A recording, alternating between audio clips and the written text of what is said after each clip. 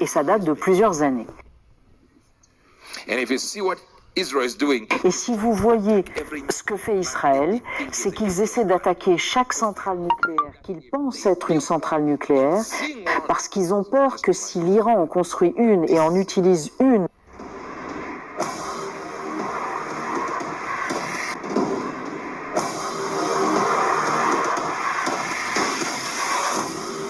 depuis le mois de juin 2025, une guerre violente oppose Israël et l'Iran. Cela a commencé quand Israël a attaqué des sites nucléaires en Iran, pensant que l'Iran allait construire une bombe atomique. En réaction, l'Iran a lancé des missiles sur plusieurs villes israéliennes, comme Jérusalem et Tel Aviv. Beaucoup de personnes sont mortes ou blessées et la peur grandit dans la région. Le monde entier regarde cette situation avec inquiétude, car cela pourrait devenir une guerre plus grande. Mais pour plusieurs croyants, cette guerre n'est pas seulement une affaire politique. Ils pensent que la Bible avait déjà annoncé de tels événements il y a longtemps. Le prophète Hubert Angel, un pasteur connu dans le monde chrétien, a parlé récemment. Il a dit que cette guerre entre Israël et l'Iran n'est pas une surprise. Il a expliqué que Dieu lui avait montré il y a des années que l'Iran allait avoir une bombe. Il dit qu'un ange lui avait révélé cette information. C'est pourquoi, selon lui, Israël attaque les installations nucléaires iraniennes avant qu'il ne soit trop tard. Dans son message, Hubert Angel ajoute que Dieu lui aurait dit clairement « Israël ne sera pas vaincu ». Il précise qu'il ne prend pas parti, mais qu'il transmet seulement ce que Dieu lui aurait dit. Il avertit aussi que les ennemis d'Israël vont faire face à une grande colère, quelque chose qu'ils n'ont jamais vu auparavant. Nous ne voulions pas cette guerre. Nous nous concentrions sur une solution diplomatique concernant notre programme nucléaire. Mais cette escalade nous a été imposée. Il termine en disant « Attendez et voyez, pour lui, les événements vont confirmer ce que Dieu a annoncé ». Dans la Bible, on trouve aussi des textes anciens qui parlent de guerre impliquant Israël. Dans le livre d'Ézéchiel, par exemple, il est écrit qu'un groupe de nations attaquera Israël, mais que Dieu interviendra pour le protéger. Beaucoup de croyants pensent que ces chapitres parlent d'un futur très proche, peut être même de ce que nous vivons en ce moment.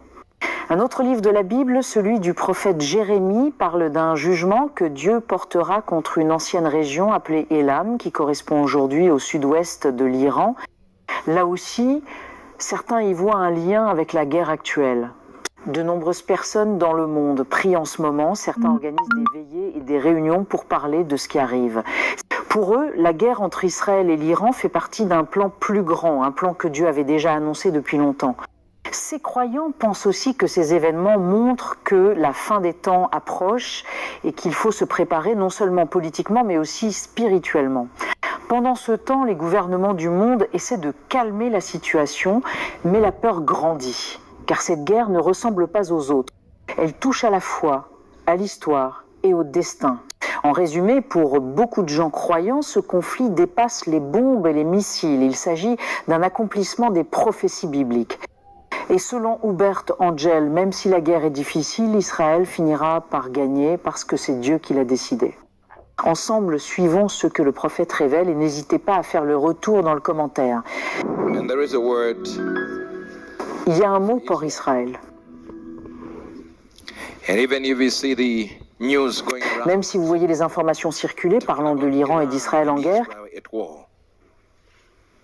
et que l'Iran, juste la nuit dernière, a largué beaucoup de bombes sur Tel Aviv et même Jérusalem. Et pour beaucoup, j'ai vu que même dans un autre pays, il y avait un endroit comme un terrain de football ou plutôt un espace ouvert avec des milliers et des milliers de personnes célébrant l'attaque contre Israël.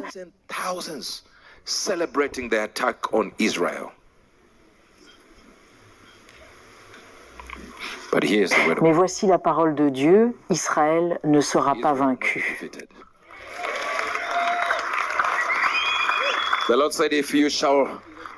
Le Seigneur a dit, si vous devez craindre quelqu'un, craignez les attaquants d'Israël.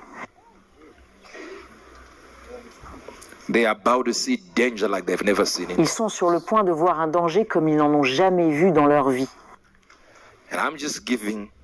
Et je ne fais que transmettre la parole. Je ne dis pas que je soutiens celui-ci ou celui-là. Je dis simplement, attendez et voyez.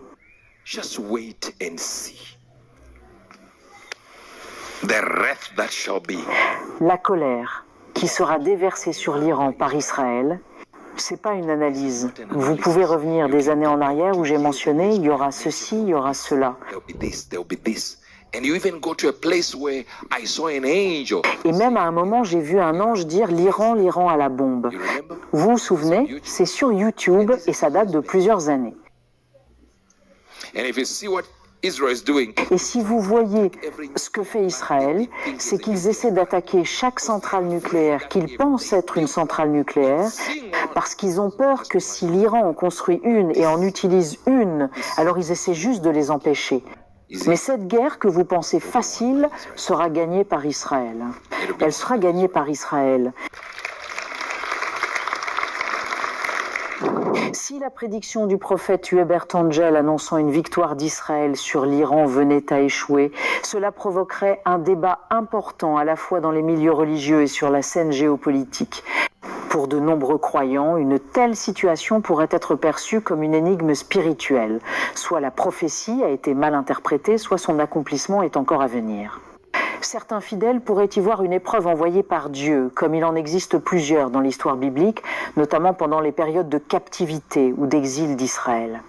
Sur le plan prophétique, cet échec risquerait d'ébranler la crédibilité du prophète Hubert Angel, surtout auprès de ceux qui attendent des accomplissements concrets et immédiats des révélations divines.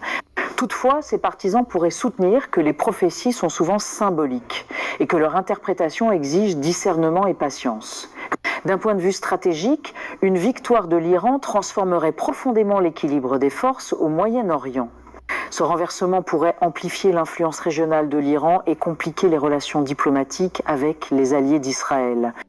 Une telle issue pourrait aussi intensifier les conflits idéologiques et religieux dans une région déjà marquée par de profondes tensions.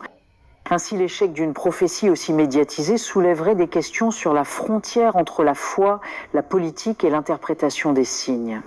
Cela rappellerait que même dans un monde où beaucoup cherchent des repères spirituels, l'histoire reste imprévisible et façonnée par des forces humaines autant que divines.